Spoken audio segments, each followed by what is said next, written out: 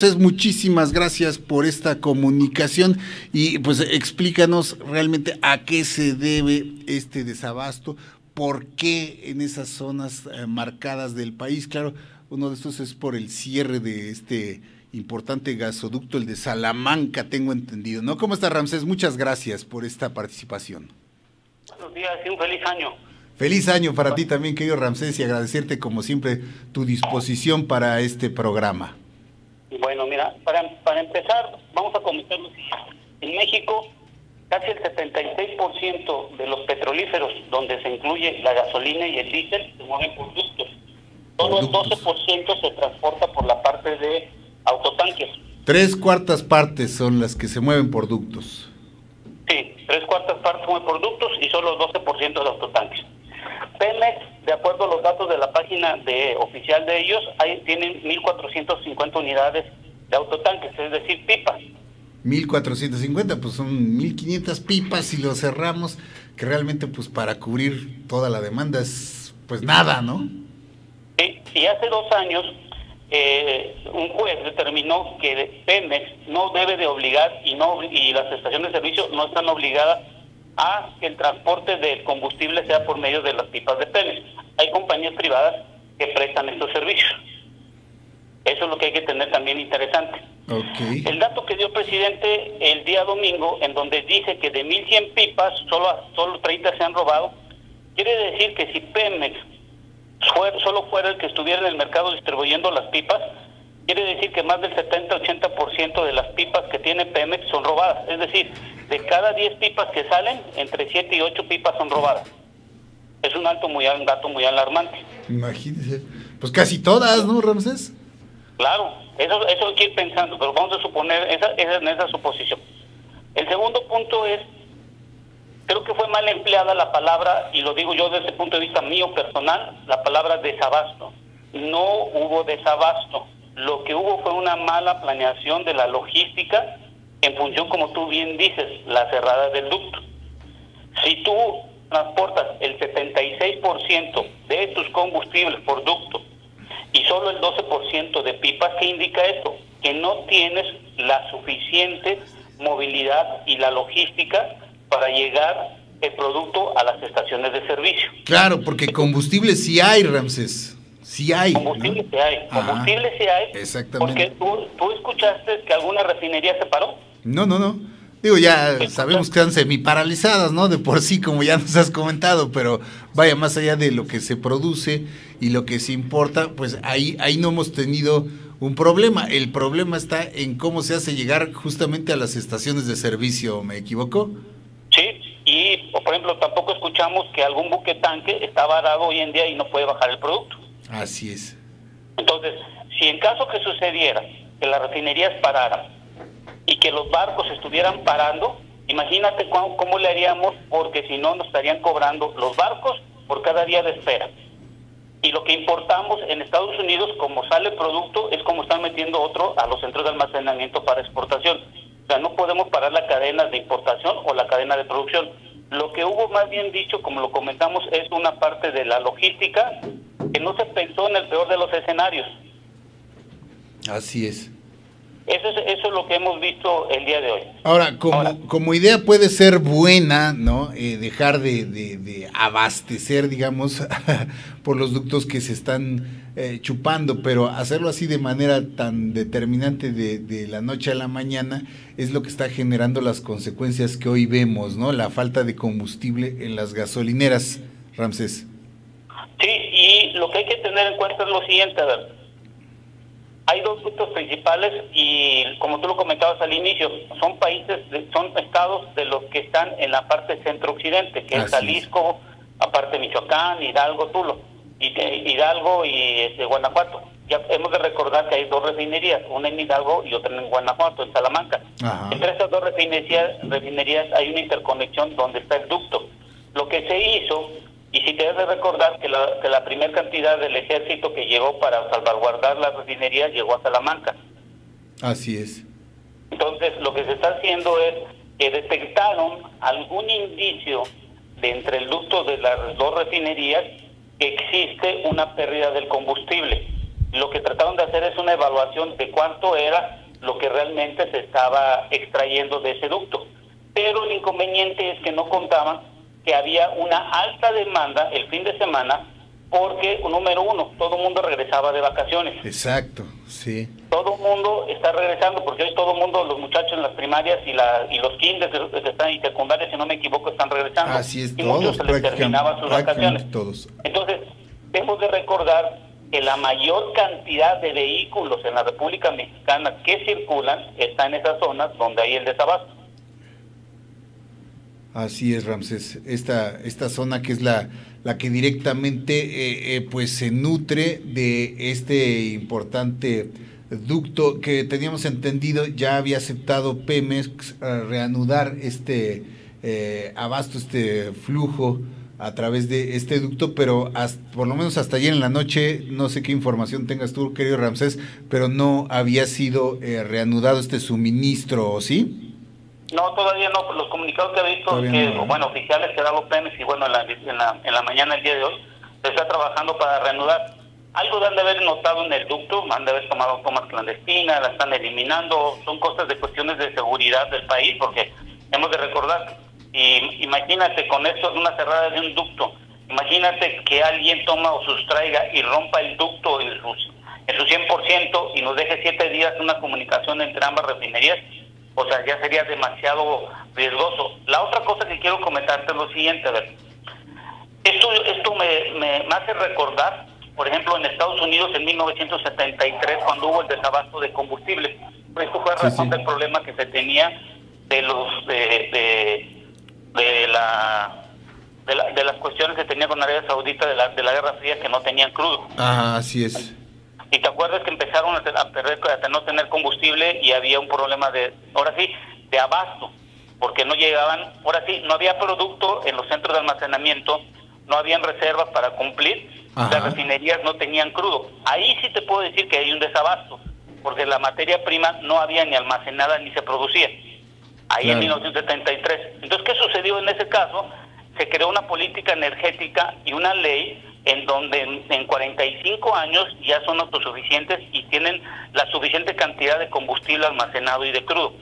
La pregunta, si ya no sucedió ahorita nosotros aquí en México, donde el centro de almacenamientos en nuestro país es de 3 días, ¿por qué tanto las anteriores administraciones como la nueva solo estamos ejerciendo planes sexenales? No hay una ley en donde diga qué tipo de combustible, cuánto crudo vamos a almacenar, cuál va a ser lo que vamos a realizar. Lo único que hay como una ley de transición energética es la que nos dice que en el 24 vamos a tener casi el 35% de combustibles. Así es. Sí, no tenemos como tal una estrategia para enfrentar contingencias, Ramsés. ¿Qué vamos a hacer? No tenemos una estrategia para enfrentar contingencias de cualquier tipo, ¿no?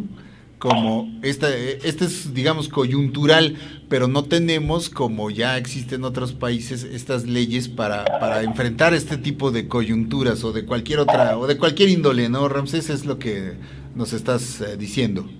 Sí, entonces lo que tenemos que realizar ahorita es hacer un plan de largo plazo para que podamos realizar qué es lo que tenemos de combustible, cómo le vamos a hacer y cuántos días de almacenamiento. Hay un diagnóstico que hizo la Secretaría de Energía en días pasados que fueron emitidos en el mes de noviembre, donde está la política de almacenamiento. La pregunta es, esa política de almacenamiento, ¿cómo la vamos a ejercer para no tener ningún inconveniente? Lo que nos acaba de suceder ahorita, y ahora sí, damos un desabasto. Lo que tenemos que ver es cómo le hacemos para completar la política de largo plazo, para tener tanto combustible, tanto materia prima y todo lo necesario. Exactamente, Ramsés. Ahora, desafortunado y temerario estas afirmaciones y campañas que se están haciendo en redes sociales asegurando que todas las gasolineras, ahí teníamos este gráfico que se comparte que dice, toda gasolinera que veas que no tiene gasolina es porque le surtía el huachicol. Esto es realmente una barbaridad, porque imagínate si tuviéramos gasolineras formales, digo, no dudo que pueda haber por ahí alguna que otra, ¿no? Pero si pensamos que todas esas gasolineras vendían combustible robado, digo, pues entonces, ¿dónde estaba la autoridad, no? ¿O qué estaba pasando con estas estaciones de servicio. Es realmente desafortunada y temeraria esta afirmación, Ramsés. Sí, porque hemos de tener bien claros que el SAT, junto con la Comisión Reguladora de Energía, son los que llevan el control de cómo, cuánto y qué es lo que distribuyen las estaciones de servicio. Es decir, Pemex, más del 85% de las gasolinas las comercializa Pemex y más del 95% lo comercializa el diésel. Quiere decir que Pemex, al sacar un producto, ya sea de un centro de almacenamiento o de las refinerías, a las estaciones de servicio ya va con una factura.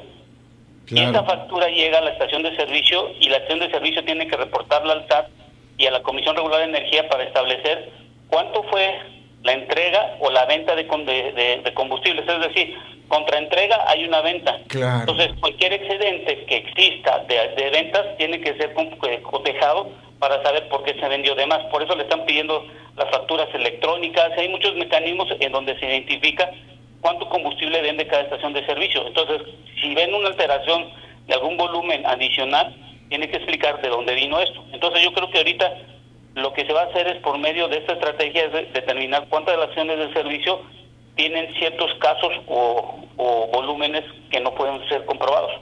Ahora, a tu modo de ver, Ramsés, ¿fue equivocada esta estrategia del gobierno federal de cortar de plano el ducto o era necesario para hacer, digamos, un borrón y cuenta nueva en cuanto a lo que se trata de este plan contra el huachicoleo que se anunció justamente en estos días de asueto por parte del gobierno federal? ¿Podríamos decir que esta estrategia fue equivocada o era una medicina amarga, necesaria, que pues nos teníamos que tomar, querido Ramsés?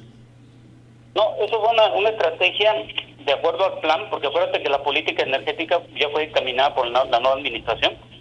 Y lo importante de todo esto, que la estrategia en algún momento se tenía que dar. El inconveniente es que cuando se hizo la planeación de la logística de la distribución a las estaciones de servicio, no se contempló el incremento atípico que se tuvo en el fin de semana, claro, por lo que acabo de comentar. Es decir, lo hicieron en un mal momento. Se manejó el mejor de los escenarios y no el peor.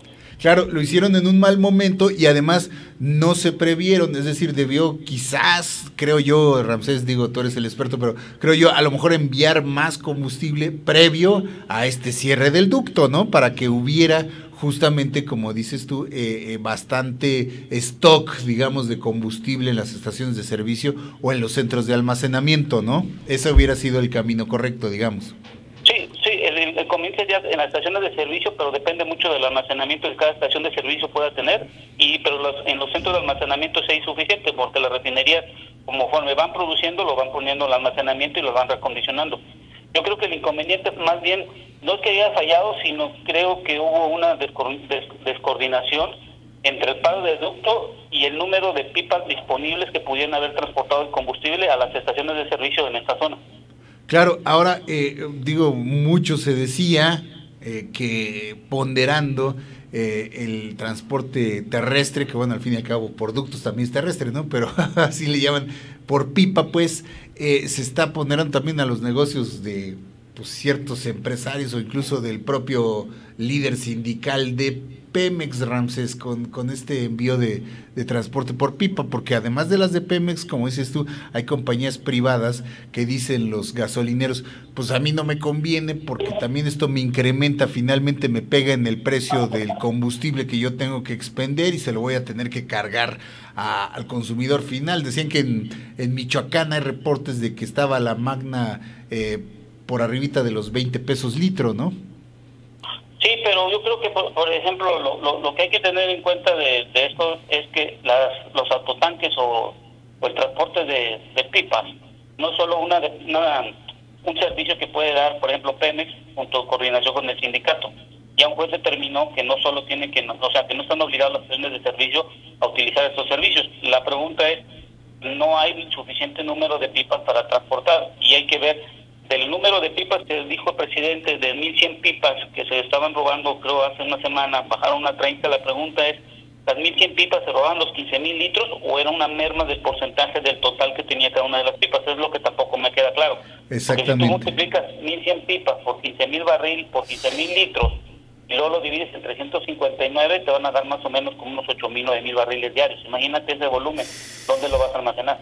No, pues son declaraciones luego muy temerarias que se avienta el señor presidente, porque sí, decir que se pasó de un robo de 1,100 pipas a solo 30 en 30 días, pues imagínese de qué estábamos hablando, no habría gasolina prácticamente, ¿no? Todas se la robarían o todas se expendería en lugares clandestinos.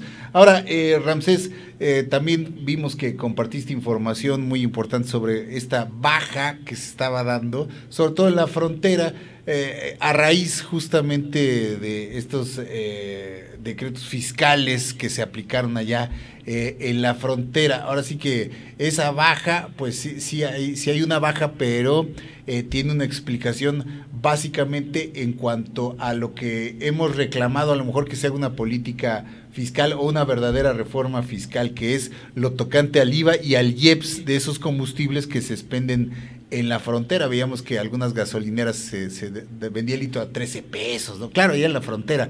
Entonces nos explicabas tú, a través de documentos, claro, y siempre con datos duros, como siempre lo haces, esta baja, ¿de qué se trata, mi querido Ramsés? Los precios de los combustibles en la frontera, hay que entender dos cosas, es muy diferente lo que se tiene en los combustibles, porque el estímulo, acuérdate que el estímulo se dio en toda la República Mexicana a cero. Ajá. En la frontera se dio un estímulo diferente, ¿vale? Entonces lo importante es, en la frontera, acuérdate que también hay dos factores importantes. Se redujo el precio del barril, número uno. Número dos, existe un estímulo mayor comparado con el resto del país. Y número tres, se bajó del 16 al 8% del IVA. Entonces, esos tres factores han ayudado a que se pueda disminuir el precio del combustible en la zona fronteriza, que es lo que hemos visto el día de hoy. Pero hoy tenemos un precio del barril bajo, de un tipo de cambio alto. Por los próximos días, de acuerdo a las nuevas tendencias, el precio del barril va a subir y por tanto el combustible también va a tener ciertos incrementos ante el incremento del precio del barril. Sí, ahora esa baja justamente que hemos visto en el precio internacional del barril de crudo a nivel internacional, que andaba ahí por los 85 y hoy está pues algo así como unos $30 más abajo, no lo hemos visto reflejado desafortunadamente nosotros en el precio del barril. Sí ha habido una baja, hay que decirlo, ¿no? En el precio del litro de algunos centavos, pero ¿por qué no hay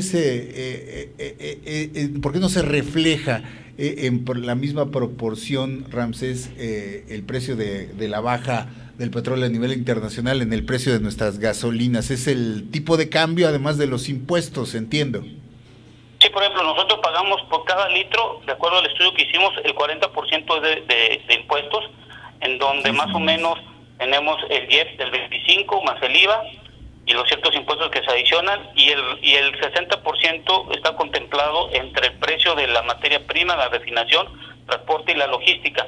Entonces, lo más importante es, entre más alejado esté el punto donde va a vender el combustible, la logística se incremente, por lo tanto, esto nos puede conllevar a un incremento de los precios. ¿Qué es lo que está pasando ahora con este desabasto, entre comillas, decimos en algunas estaciones de servicio, que tienen que traer el combustible mediante pipas de lugares pues más lejanos, ¿no?, de los centros de distribución, Ramsés? Por eso vemos este repunte en algunas gasolineras por ejemplo, de Michoacán, que es el caso que tenemos documentado, ¿no? Sí, es lo que estamos viendo hoy en día. Acuérdense que, por ejemplo, en el centro occidente están por las refinerías de Tula y de Hidalgo, y cierta importación que viene de Tuxpan, y en Jalisco cierta importación que viene del lado del Pacífico. Entonces, hay que tener muy en cuenta que, por ejemplo, en el mes de noviembre, un litro importado puesto en el puerto de Tuxpan costaba alrededor de 9.60 pesos el litro. A esos 9.60 tú le tienes que adicionar hoy en día el IEPS más el IVA y todo lo demás, y esos son los precios que vamos a tener hoy en día, que están fluctuando entre los 19 y 20, dependiendo de las zonas donde se esté vendiendo el combustible. Pues Ramsés, como siempre, muchísimas gracias de verdad por darnos esa claridad tan necesaria en este asunto, porque se manejan muchas hipótesis mal informadas realmente de lo que está sucediendo, y de lo que ocurre, muchas con información manipulada, claro, con fines políticos, hacia uno, hacia otro lado, hay que decirlo, ¿no? Y no hay como realmente recurrir a los datos duros de lo que está pasando en realidad con este asunto de las gasolinas. Se espera que pues en el transcurso de estos días se normalice esta situación con la reanudación de este suministro, decíamos, a través de los ductos, que quizá ya lo veremos, ¿no? En el corto plazo, pues ser una medida tal vez dolorosa pero necesaria. Lo malo será el impacto que están acusando algunos sectores que obviamente pues dependen del combustible, prácticamente pues la totalidad, ¿no? Para sus actividades productivas, Ramsés.